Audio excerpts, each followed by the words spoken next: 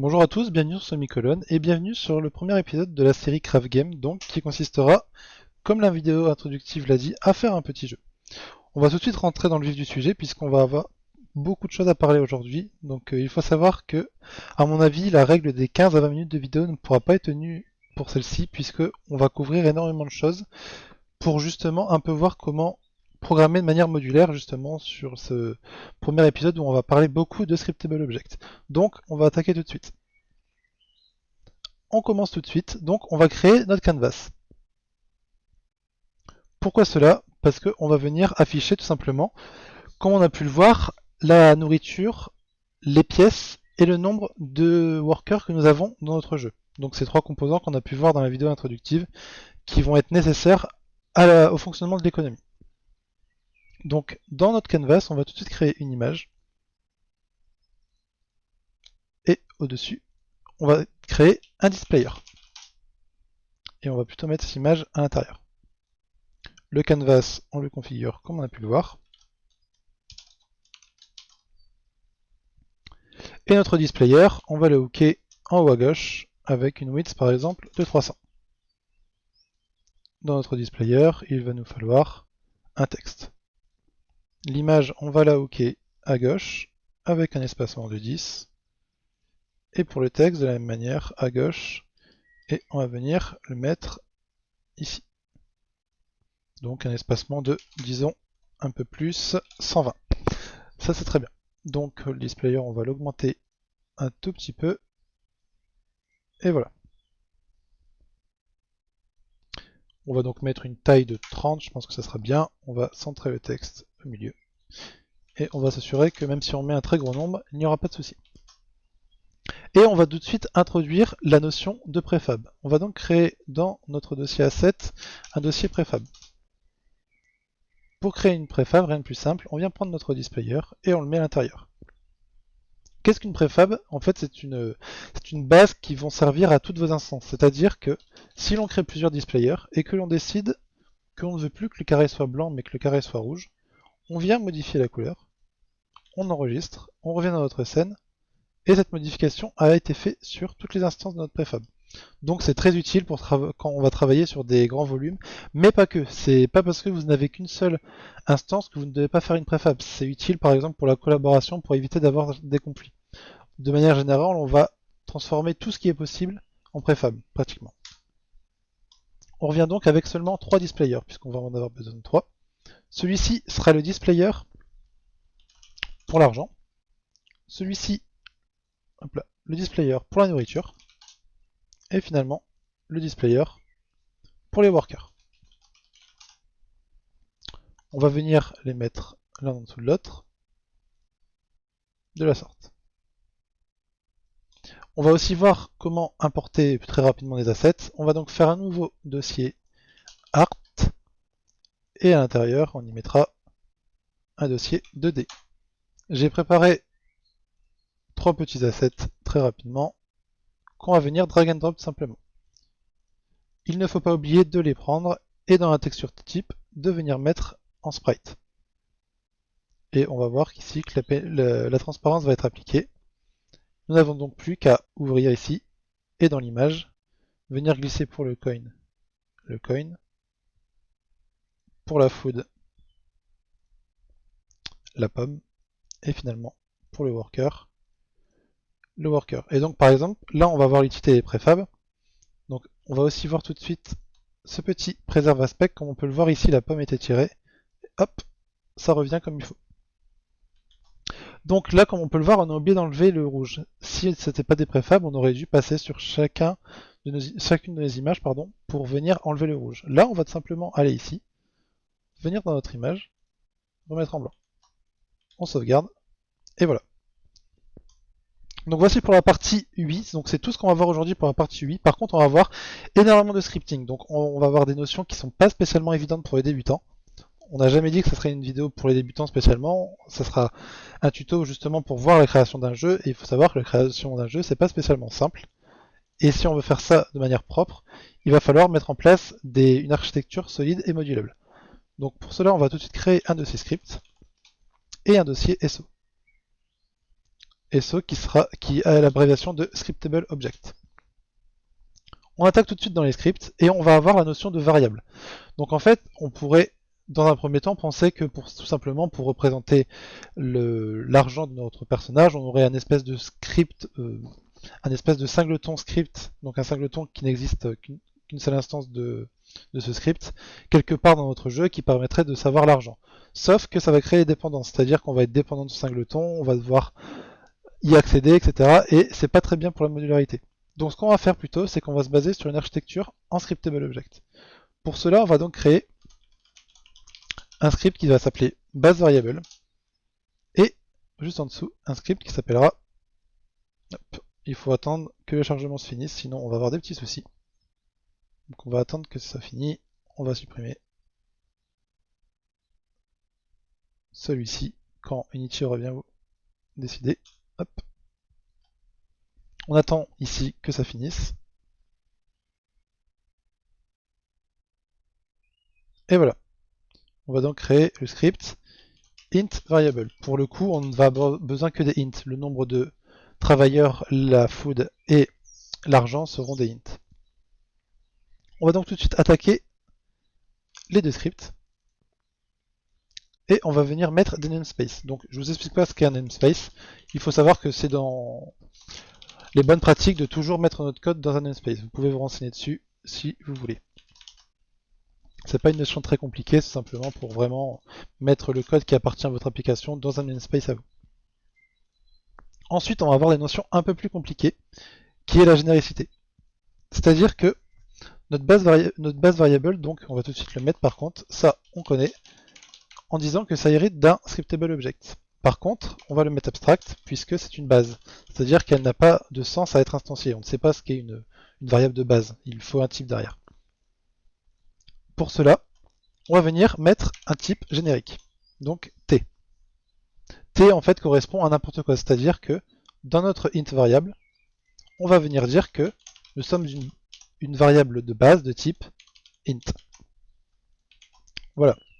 Donc on revient dans notre base variable et on va venir référencer nos champs. Donc les champs sérialisés pour le coup. On va donc avoir la valeur initiale. Hop.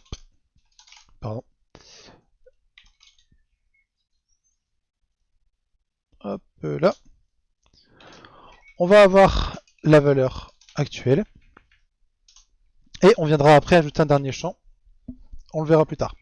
On va créer une méthode onEnable. Cette méthode tout simplement permettra de mettre la value à la initial value. On revient dans Unity, on va déjà pouvoir voir qu'on va pouvoir créer notre SO.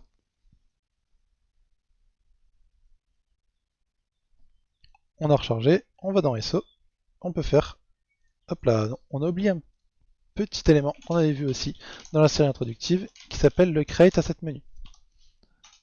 On va dire ici que c'est une int variable et que le menu name est variable slash int variable. On va enlever ces éléments qui ne servent à rien et on revient.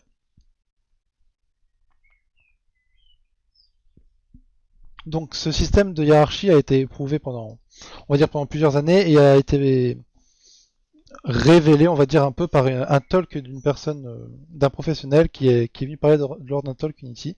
Et je mettrai la description de ce talk qui dure, je pense, 1h30, 2 heures, et qui est en anglais en description. Donc je reviens à Unity et maintenant nous pouvons créer notre variable int. Donc par exemple, ça pourrait être le player coin. Et on va faire de même pour les deux autres champs qui sont le player food et le player worker. Ok, on revient ici. Et ici, j'ai fait une très grosse bêtise, je ne sais pas pourquoi j'ai mis un int, puisque nous ne sommes pas en int, nous sommes en t. Voilà, donc c'est le principe de template, c'est-à-dire que notre base variable va pouvoir en fait contenir n'importe quel type. C'est ce t ici, donc ça pourrait être un int, ça pourrait être un float, etc. Et c'est justement notre implémentation, int variable, qui vient dire ici que l'on veut un int. On va revenir dans Unity et on va créer les events. Donc c'est-à-dire que là, on a un moyen de dire que ce displayPoint est un int. via notre inVariable, mais on n'a pas de moyen de venir faire notre communication. Donc pour cela, on va devoir parler à la fois des events et à la fois des listeners. Donc on va venir créer tout d'abord les events pour ne pas se perdre. Donc on va faire de la même manière un base event. On va attendre qu'Unity finisse de charger. Et un int event.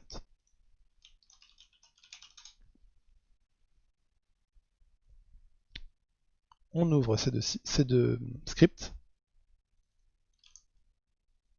de la sorte.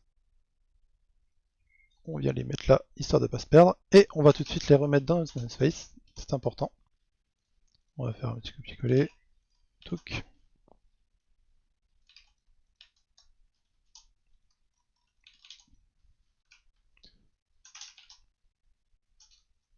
Voilà. Les events, tout comme les variables, seront descriptable objects. On peut donc venir récupérer ceci et le mettre ici.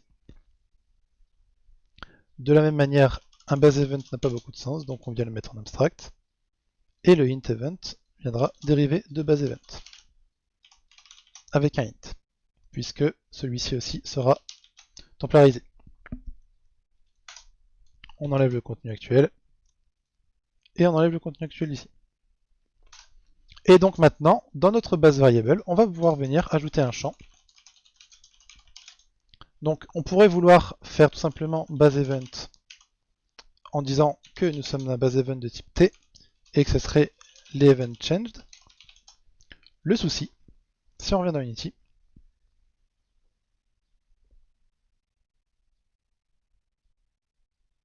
on se dirige vers notre SO, hop là, que nous avons perdu car nous n'avons plus loqué, je crois. Ah non, même pas. Hop. Comme on peut le voir, il n'est pas sérialisé. Unity ne sait pas le sérialiser à cause de ce template. Donc ce qu'on va faire, c'est qu'on va venir créer tout simplement un deuxième paramètre template ici. Et donc, je ne vais pas venir dans les détails, mais vous pouvez vous renseigner là-dessus. On va venir spécifier que notre E hérite justement d'un base event de type T. Donc, notre E est un base event de type T. Donc, dans notre cas, ici, c'est un base event de type int. Donc, et cette fois-ci, on va venir déclarer tout simplement le E. Et donc ici, nous allons dire que nous sommes un int event. Et nous n'avons plus d'erreur de compilation. Donc à quoi sert cet event? On va tout simplement venir faire une propriété sur notre value avec un get et un set. Le get retournera tout simplement la value. Quant au set, il mettra la value à la valeur et en même temps il regardera si notre event est différent de nul. Alors nous l'invoquerons. Hop là, ce ne sera pas un invoke, ce sera un raise ce que nous n'avons pas encore fait. C'est-à-dire que notre base event ici aura une méthode raise qui prendra en paramètre t la value.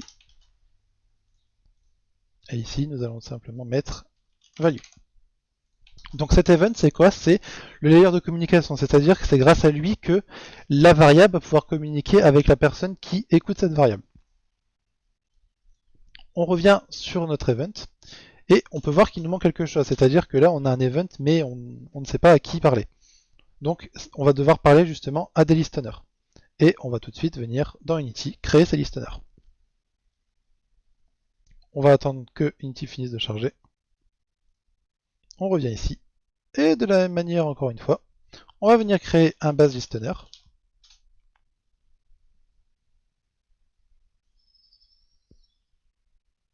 On attend que ça finisse. Et venir créer un int listener. On ouvre ces deux scripts.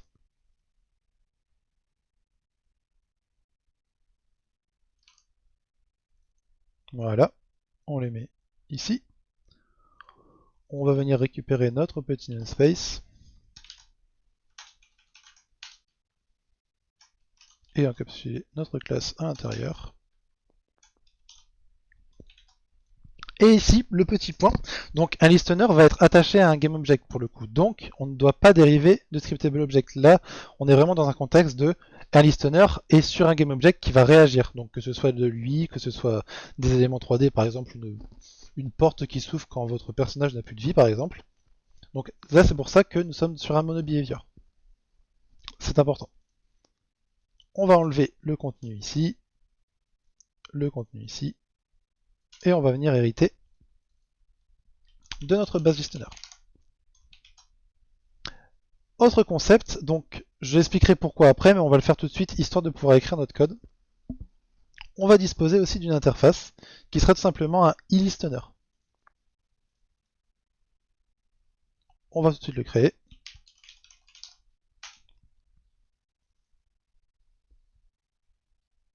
Et l'ouvrir, donc dans votre IDE. On va venir remettre notre namespace, dire que c'est une interface, et enlever ceci. Et nous aurons ici une méthode raise. Et nous n'avons pas besoin du public sur l'interface. Et de l'implémentation non plus. Hop là. Donc voilà, là l'architecture commence à se mettre en place, donc on voit qu'il va nous falloir remplir un peu cette classe, puisque là on n'a pas grand chose, et qu'il va nous falloir remplir cette classe aussi. Donc on va tout de suite remplir le base listener. Donc le base listener, qu'est-ce que ça va être? Ça va être un composant. Donc afin de s'y retrouver un peu plus, on pourrait le mettre par exemple sur notre displayCon. On aurait donc ici un int listener. Là il est vide. Donc à quoi on va justement listen, donc écouter? On va écouter un event. Donc on va devoir avoir insérer le field sur un base event. Rappelez-vous, on ne peut pas faire ça.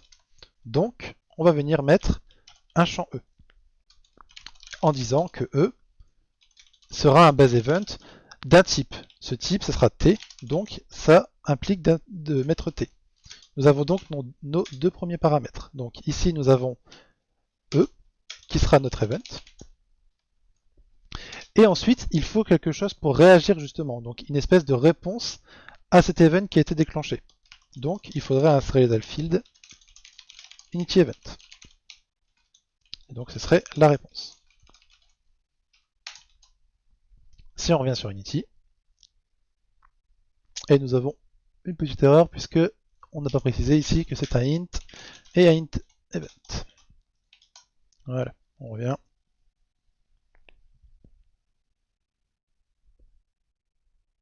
On attend que ça finisse de charger, et voilà. Donc on a bien nos deux champs qui sont montrés.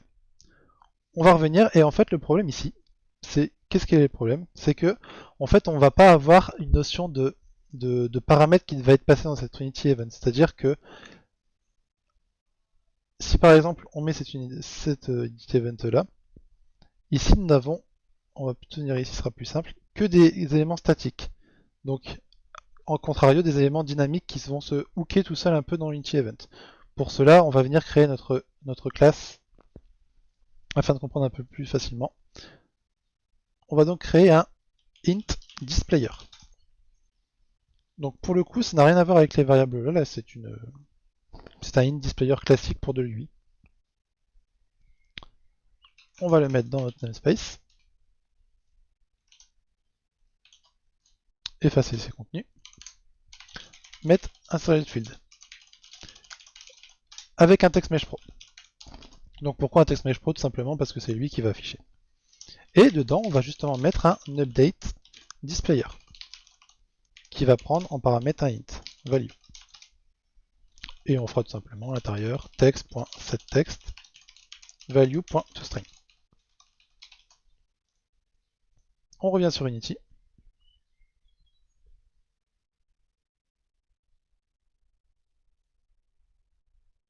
Et on revient sur notre displayer et on va ajouter ce int displayer. On va le mettre au-dessus. Donc ça n'a aucun impact. On va enlever ce petit TMP pour une question de propreté. Voilà. Donc justement, on revient ici et on va venir glisser notre displayer dans ce champ. Comme on peut le voir, on a accès ici, mais il faut le rentrer à la main. Donc c'est pas ce qu'on veut puisqu'on veut réagir à un Unity Event. On pourrait se dire, en revenant dans notre Unity Event, que nous allons faire un Unity Event du coup qui hérite de T pour faire passer notre argument. Hop là, pardon. On revient. Et on voit qu'il n'est pas sérialisé. Tout simplement, c'est un problème avec Unity. encore une fois, qui ne peut pas réaliser ce T. Donc qu'est-ce qu'on va faire pour cela? On va tout simplement créer un Unity Event int.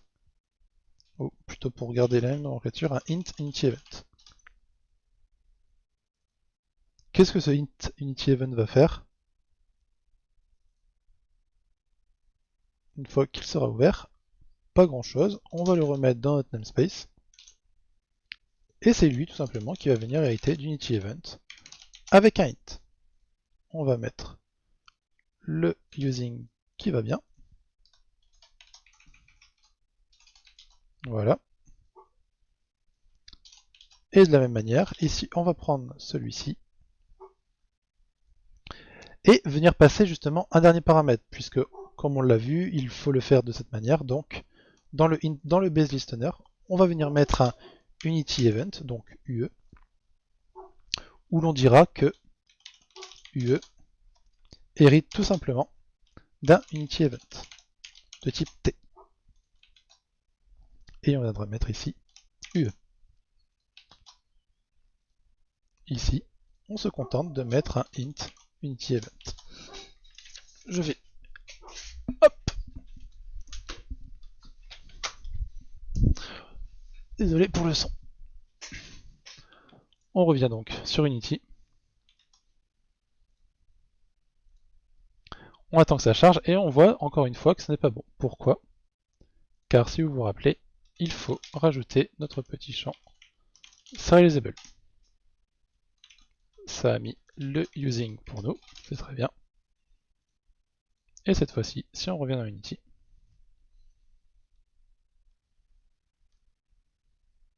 et voilà, nous avons donc ce que l'on voulait. On pourrait donc ainsi venir créer notre event. Hop, non, on ne peut pas puisque nous n'avons pas mis le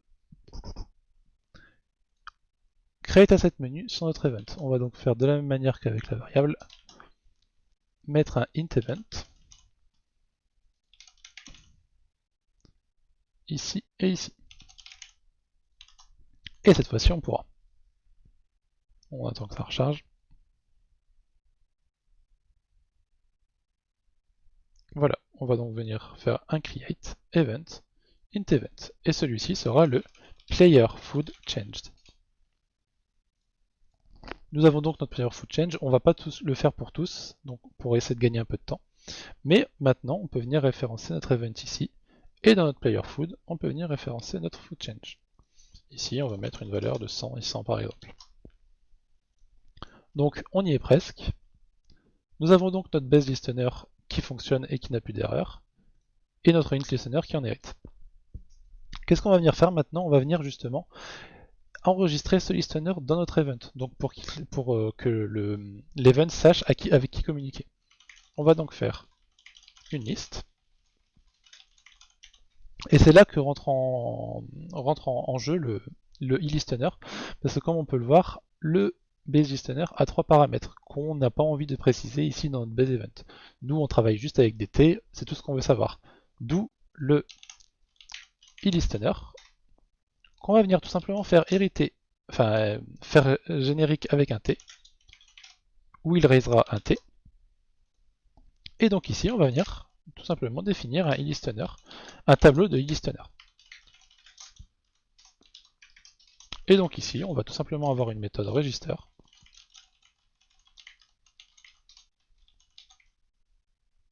listener, où on va ajouter dans notre tableau, et réciproquement, on va avoir le unregister qui fera le remove.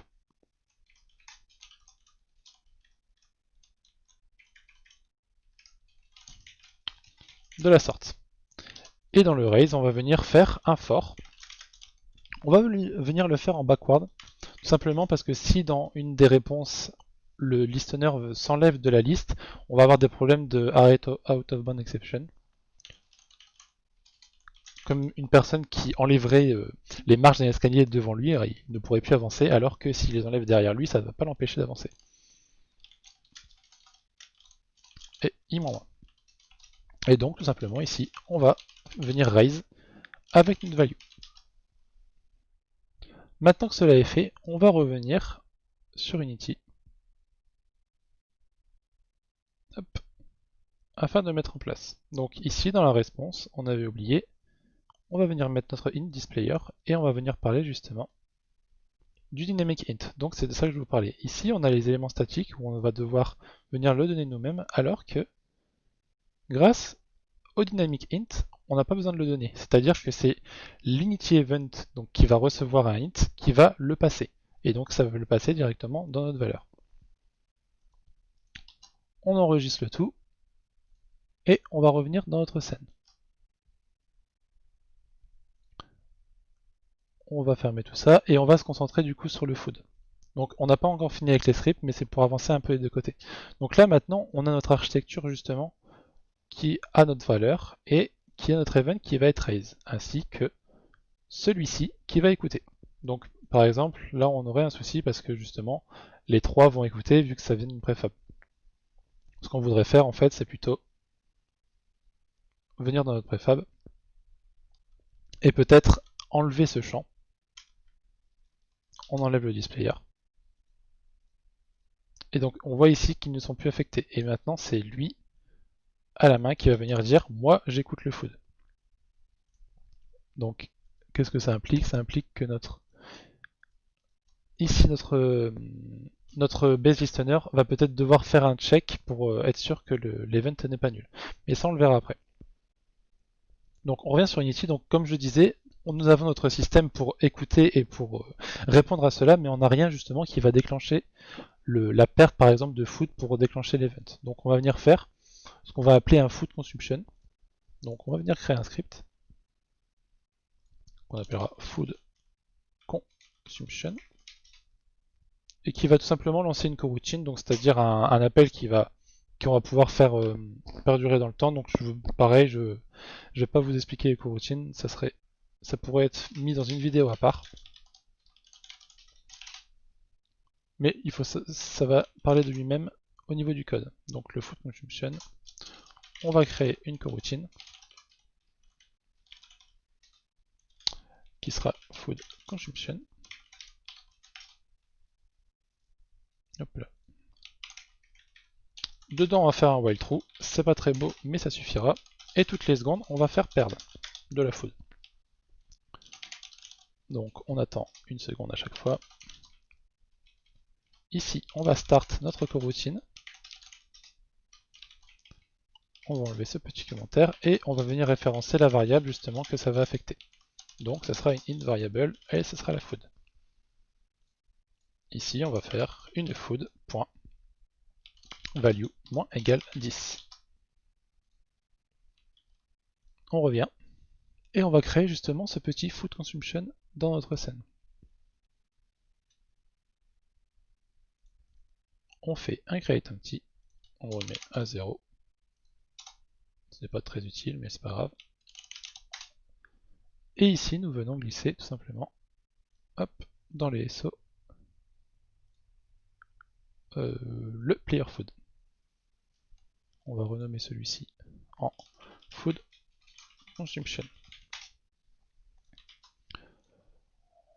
Nous avançons donc et nous allons retourner dans le base listener. Donc lui, il faut qu'il justement s'abonne à l'event qui est ici. Donc on va faire cela dans le onEnable et dans le onDisable.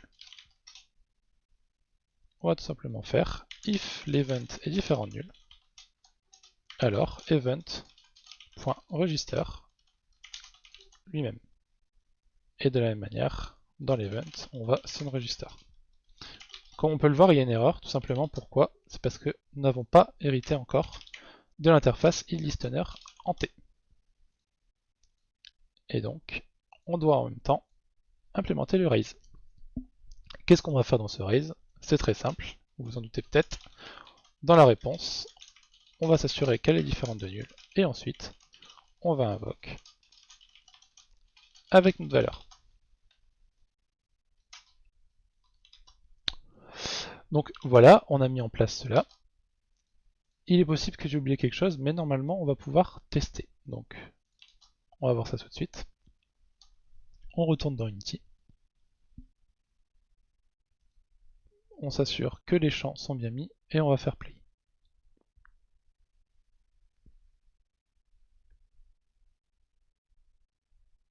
Donc nous avons un souci au niveau du unDisable. Et justement, pourquoi?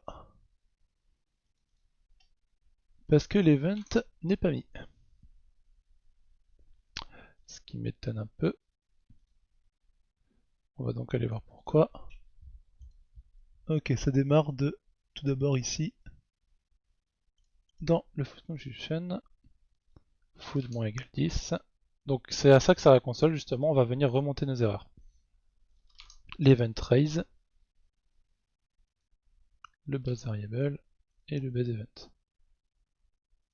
Donc le listener de 1. Et voilà, c'est parce que j'ai oublié un moins 1 ici. Donc c'est-à-dire que là, comme les tableaux commencent à 0, ça pose un problème. Donc on revient et on va retester.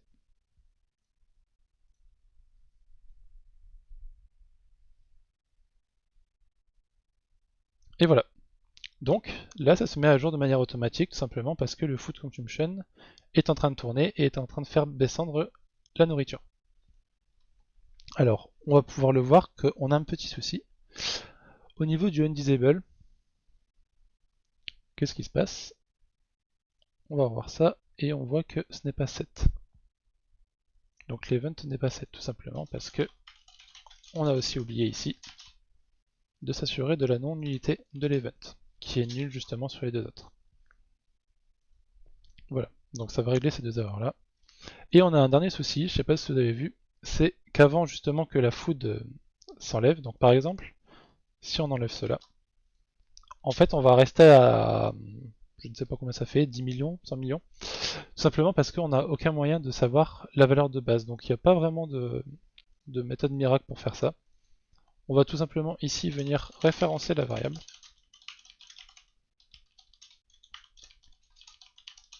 Voilà, et dans le start, on va venir update notre displayer avec la valeur de la variable.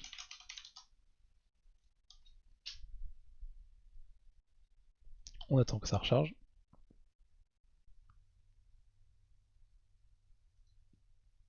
Hop là. Et là, je sais que ça ne va pas marcher tout simplement parce que j'ai oublié de drag and drop la variable à l'intérieur. Voilà. On enregistre et on fait play.